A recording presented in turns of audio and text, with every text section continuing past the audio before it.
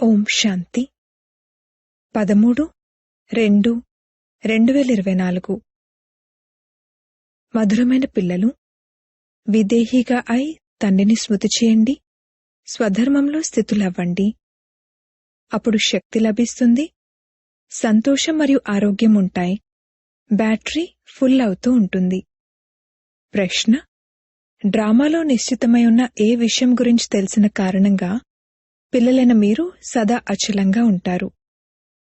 జవాబు: మీకు తెలుసు, ఈ బాంబులు మొదలైనవేవైతే తయారయ్యాయో అవన్నీ తప్పకుండా ఉపయోగించబడనున్నాయి. వినాశనం జరుగుతుంది. అప్పుడే మన కొత్త ప్రపంచం వస్తుంది. ఇది డ్రామాలో అనాదిగా నిశ్చితమై ఉంది. అందరూ మరణించవలసిందే. మేమీ పాత శరీరాన్ని వదిలి రాజరికంలో జన్మ తీసుకుంటామని మీకు సంతోషం ఉంది. మీరు డ్రామాను సాక్షిగా అయి చూస్తారు. ఇందులో చలించే విషయమేదీ లేదు. ఏడవాల్సిన అవసరమేమీ లేదు.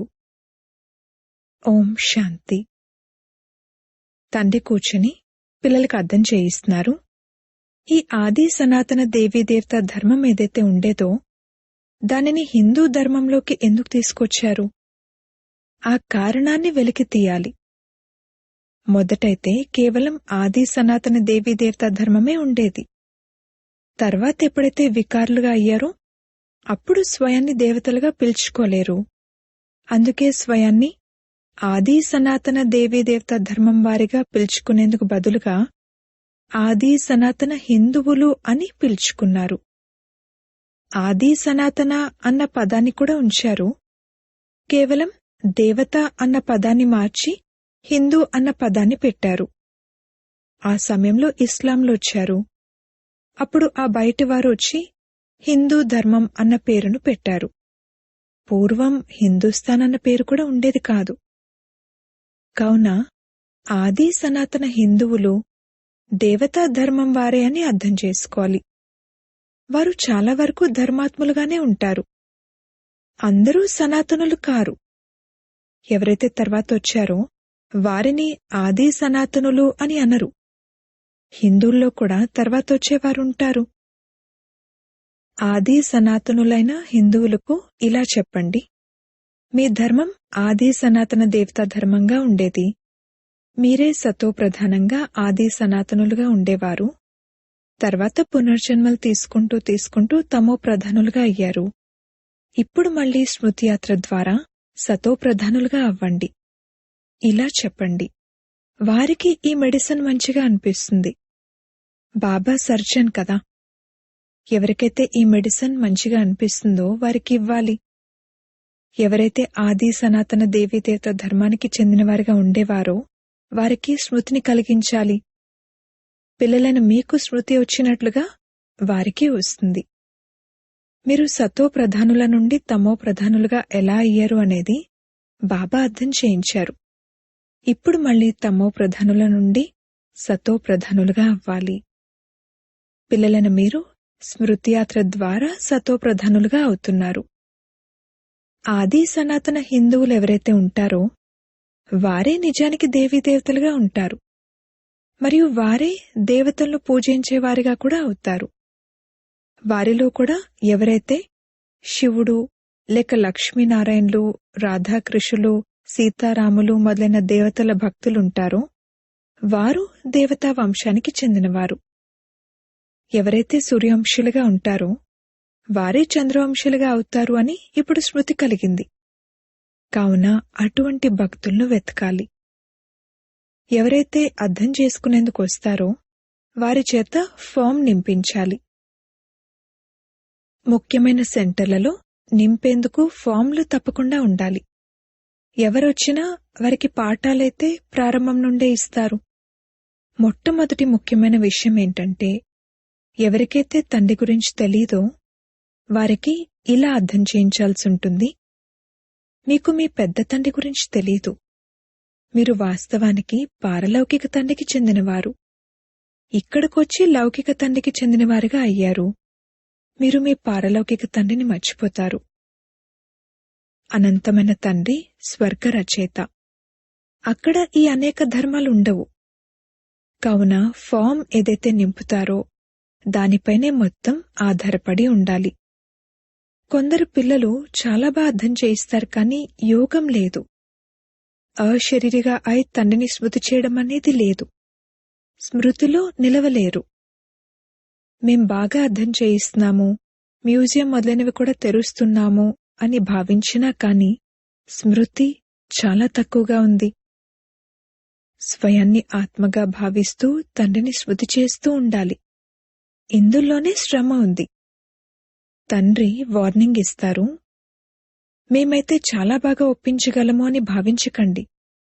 దానివల్ల లాభమేముంది?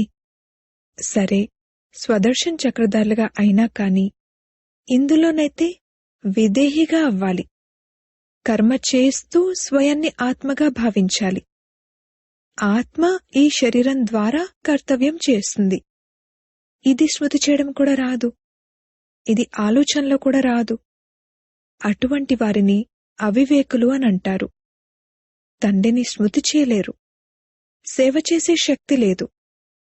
స్మృతి లేకుండా ఆత్మకు శక్తి ఎక్కడి నుండి వస్తుంది? బ్యాటరీ ఎలా నిండుతుంది? నడుస్తూ నడుస్తూ ఆగిపోతారు, శక్తి ఉండదు. ధర్మంలో శక్తి ఉంది అని అంటారు. ఆత్మ తన స్వధర్మంలో స్థితి అయినప్పుడే శక్తి లభిస్తుంది. తండ్రిని స్మృతి చేయడం రానివారు ఎంతోమంది ఉన్నారు. వారి ముఖం ద్వారా తెలిసిపోతుంది. మిగిలినవన్నీ గుర్తుకొస్తాయి, కాని బాబా స్మృతి నిలవదు. యోగం ద్వారానే బలం లభిస్తుంది. స్మృతి ద్వారా ఎంతో సంతోషం మరియు ఆరోగ్యం ఉంటాయి. అప్పుడు మరుసటి జన్మలో కూడా శరీరం అటువంటి తేజస్సు కలది లభిస్తుంది. ఆత్మ పవిత్రంగా ఉంటే శరీరం కూడా పవిత్రమైంది లభిస్తుంది. 24 క్యారెట్ల బంగారం ఉంటే నగ కూడా 24 క్యారెట్లదే ఉంటుంది. ఈ సమయంలో అందరూ 9 క్యారెట్ల వారిగా అయిపోయారు.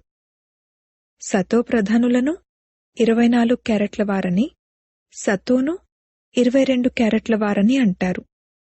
ఇవి బాగా అర్థం చేసుకోవాల్సిన విషయాలు. తండ్రి అర్థం చేయిస్తున్నారు, మొదటైతే ఫామ్ నింపించాలి. తద్వారా ఎంతవరకు రెస్పాన్స్ ఇస్తున్నారు, ఎంతవరకు ధారణ చేశారు అన్నది తెలుస్తుంది. వీటితో పాటు స్మృతి యాత్రలో ఉంటున్నారా అన్నది కూడా అందులో వస్తుంది. తమో ప్రధానుల నుండి సతో ప్రధానులుగా స్మృతి యాత్ర ద్వారానే తయారవ్వాలి.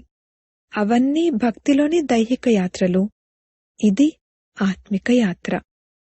ఆత్మ యాత్ర చేస్తుంది. అక్కడ ఆత్మ మరియు దేహం రెండూ యాత్ర చేస్తాయి. పతిత పావనుడైన తండ్రిని స్మృతి చేయడం ద్వారానే ఆత్మలో ఆ శక్తి వస్తుంది. ఎవరైనా జిజ్ఞాసులకు సత్తాను, శక్తిని చూపించాల్సి ఉంటే బాబా ప్రవేశం కూడా జరుగుతుంది.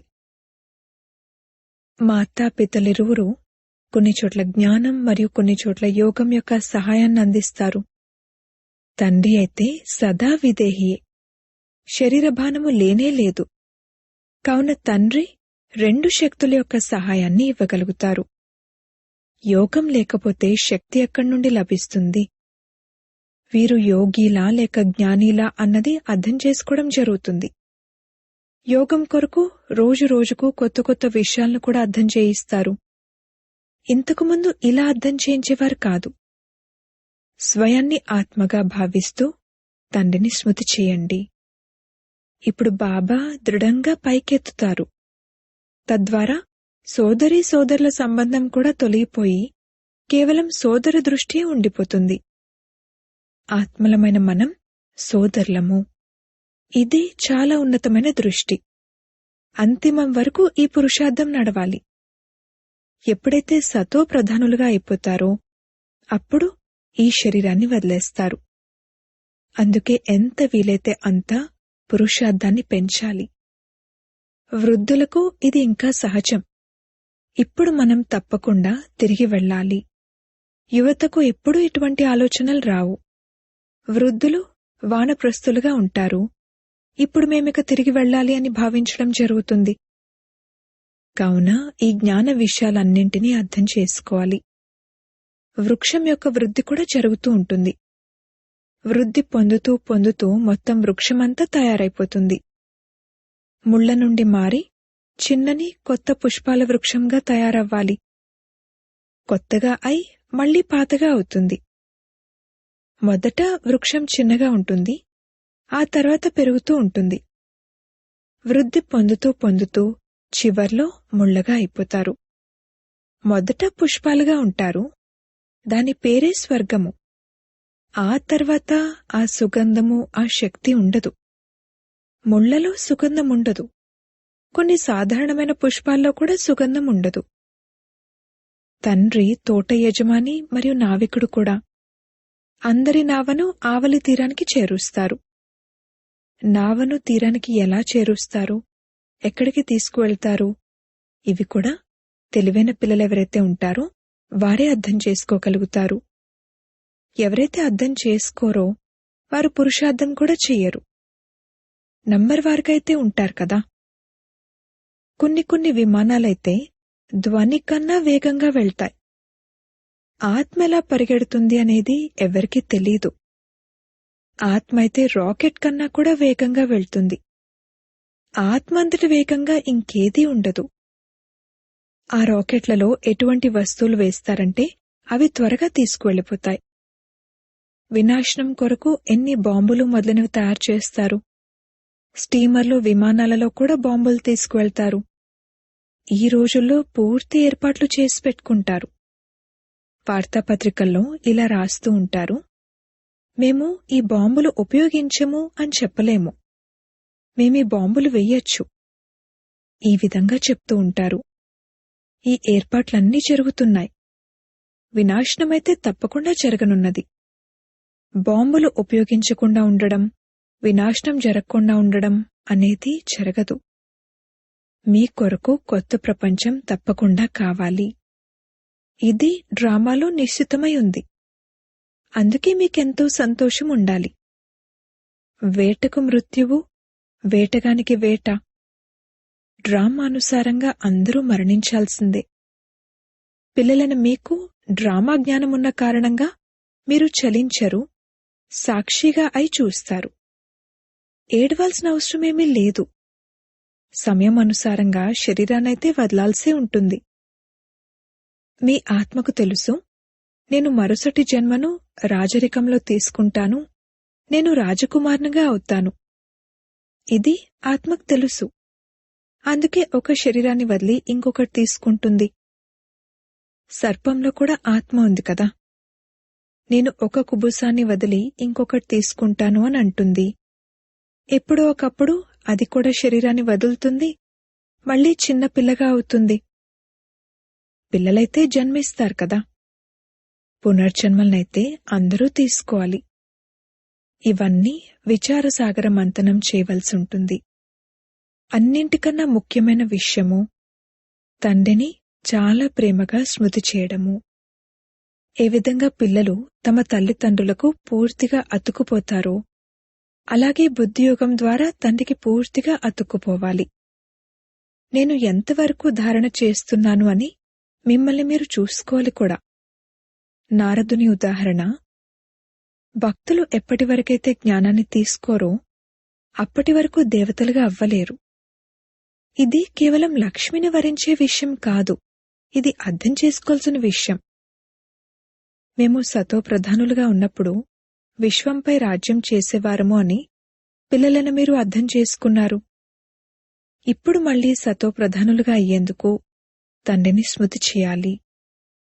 ఈ కృషిని కల్పకల్పము మీరు యథాయోగం యథాశక్తి చేస్తూనే వచ్చారు. మేము ఎంతవరకు ఇతరులకు అర్థం చేయించగలము, దేహాభిమానం నుండి మేము ఎంతవరకు బయటపడుతూ ఉన్నాము అన్నది ప్రతి ఒక్కరూ అర్థం చేసుకోగలరు. ఆత్మనైన నేను ఒక శరీరాన్ని వదిలి ఇంకొకటి తీసుకుంటాను. ఆత్మనైన నేను దీనిని ఉపయోగిస్తాను. ఇవి నా ఇంద్రియాలు. మనమందరము పాత్రధారులము. ఈ డ్రామాలో ఇది అనంతమైన పెద్ద నాటకము. అందులో నంబర్వారుగా పాత్రధారులందరూ ఉన్నారు. ఇందులో ఎవరెవరు ముఖ్యమైన పాత్రధారులు, ఫస్ట్, సెకండ్, థర్డ్ గ్రేడ్లు ఎవరెవరు అనేది మనం అర్థం చేసుకోగలము. పిల్లలైన మీరు తండ్రి ద్వారా డ్రామా ఆది మధ్యాంతాలను తెలుసుకున్నారు. రచయిత ద్వారా రచన యొక్క జ్ఞానం లభిస్తుంది. రచయితయే వచ్చి తన మరియు రచన యొక్క రహస్యాన్ని అర్థం చేయిస్తారు. ఇది వారి రథము. ఇందులోకి ప్రవేశించి వచ్చారు. అందుకే 2 ఆత్మలున్నాయి అని అంటారు. ఇది కూడా సామాన్యమైన విషయమే. పితృలకు తినిపిస్తారు, అప్పుడు ఆత్మ వస్తుంది కదా. ఇంతకుముందు అలా ఎంతగానో వచ్చేవారు, వారిని ప్రశ్నలు అడిగేవారు. ఇప్పుడైతే తమో ప్రధానంగా అయిపోయారు. కొందరు ఇప్పుడు కూడా మేము ఇంతకుముందు జన్మలో ఫలానా వారిగా ఉండేవారము అని చెప్తారు. కాని భవిష్యత్తు గురించి ఎవరూ చెప్పరు. గతాన్ని గురించే వినిపిస్తారు. అలాగని అలా చెప్పేవారందర్నీ విశ్వసించరు. బాబా అంటారు, మధురమైన పిల్లలు, ఇప్పుడు మీరు శాంతిలో ఉండాలి. మీరు ఎంతెంతగా జ్ఞానయోగాలలో దృఢంగా ఉంటారో అంతగా పక్కాగా సాలిడ్గా శక్తివంతంగా అయిపోతారు. ఇప్పుడైతే చాలామంది పిల్లలు అమాయకులుగా ఉన్నారు. భారతవాసులైన దేవీదేవతలు ఎంత సాలిడ్గా శక్తివంతంగా ఉండేవారు. ధనం పరంగా కూడా సంపన్నంగా ఉండేవారు. ఇప్పుడైతే ఖాళీగా ఉన్నారు. వారు సుసంపన్నులుగా, మీరు దీవాలా తీసినవారిగా ఉన్నారు. భారత్ ఎలా ఉండేది, ఇప్పుడు ఎలా ఉంది అనేది స్వయం మీక్కూడా తెలుసు. ఆకలితో చనిపోవాల్సే ఉంటుంది. ధాన్యం, నీరు మొదలైనవేవీ లభించవు. ఒక్కోచోట వరదలొస్తాయి, ఒక్కోచోట నీటి చుక్క కూడా ఉండదు. ఈ సమయంలో దుఃఖపు మేఘాలున్నాయి, సత్యుగంలో సుఖపు మేఘాలుంటాయి. ఈ ఆటను పిల్లలను మీరే అర్థం చేసుకున్నారు, ఇంకెవరికీ తెలియదు. బ్యాడ్జ్పై అర్థం చేయించడం కూడా చాలా మంచిది. వారు లౌకిక హద్దులోని తండ్రి, వీరు పారలౌకిక అనంతమైన తండ్రి. ఈ తండ్రి ఒకేసారి సంగమంలో అనంతమైన వారసత్వాన్ని ఇస్తారు. కొత్త ప్రపంచం తయారైపోతుంది. ఇది ఇనుపయుగం. మళ్లీ బంగారు యుగం తప్పకుండా తయారవ్వనున్నది. మీరిప్పుడు సంగమంలో ఉన్నారు. హృదయం స్వచ్ఛంగా ఉంటే సర్వ మనోకామనలు స్వతహాగా నెరవేరుతాయి. ప్రతిరోజూ స్వయాన్ని ప్రశ్నించుకోండి, నేను తప్పుడు పనులైతే చేయలేదు కదా? ఎవరి గురించి లోపల వికారి ఆలోచనలైతే రాలేదు కదా? నా నశాలోనే నేనున్నానా? లేక పరచింతన, వ్యర్థ చింతనలో సమయాన్ని వృధా చేశానా? తండ్రి ఆజ్ఞ ఇచ్చారు, నన్నొక్కరినే స్మృతి చేయండి. ఒకవేళ స్మృతి చేయకపోతే ఆజ్ఞను తిరస్కరించిన వారైపోతారు. అచ్చా, మధురాతి మధురమైన సిక్కిలదే పిల్లలకు మాతాపిత బాప్దాదాల ప్రియ స్మృతులు మరియు గుడ్ మార్నింగ్. ఆత్మిక పిల్లలకు ఆత్మిక తండ్రి నమస్తే. ధారణ కొరకు ముఖ్య సారము. మొదటి పాయింట్, జ్ఞానయోగాల నశాలో ఉండాలి. హృదయాన్ని స్వచ్ఛంగా ఉంచుకోవాలి. పరచింతన, వ్యర్థ చింతనలో మీ సమయాన్ని వృధా చేసుకోకూడదు. రెండవ పాయింట్, ఆత్మలమైన మనం సోదరులము. ఇప్పుడిక తిరిగి ఇంటికి వెళ్ళాలి. ఈ అభ్యాసాన్ని పక్కా చేసుకోవాలి. విదేహిగా అయి స్వధర్మంలో స్థితులై తండ్రిని స్మృతి చేయాలి. వరదానము, స్వస్వరూపాన్ని మరియు తండ్రి యొక్క సత్యస్వరూపాన్ని గుర్తించి సత్యతా శక్తిని ధారణ చేసే దివ్యతా సంపన్న భవ. ఏ పిల్లలైతే తమ స్వస్వరూపాన్ని మరియు తండ్రి యొక్క సత్య పరిచయాన్ని యథార్థంగా తెలుసుకుంటారో మరియు అదే స్వరూపం యొక్క స్మృతిలో ఉంటారో వారిలోకి సత్యతా శక్తి వస్తుంది. వారి ప్రతి సంకల్పం సదా సత్యత మరియు దివ్యతా సంపన్నంగా ఉంటుంది. సంకల్పాలు, మాటలు, కర్మలు మరియు సంబంధ సంపర్కాలు అన్నింటిలోనూ దివ్యత యొక్క అనుభూతి కలుగుతుంది. సత్యతను నిరూపించాల్సిన అవసరం ఉండదు. ఒకవేళ సత్యతా శక్తి ఉన్నట్లయితే సంతోషంలో నాట్యం చేస్తూ ఉంటారు. స్లోగన్, సకాష్నిచ్చే సేవను చేసినట్లయితే సమస్యలు సహజంగానే పారిపోతాయి. ఓం శాంతి.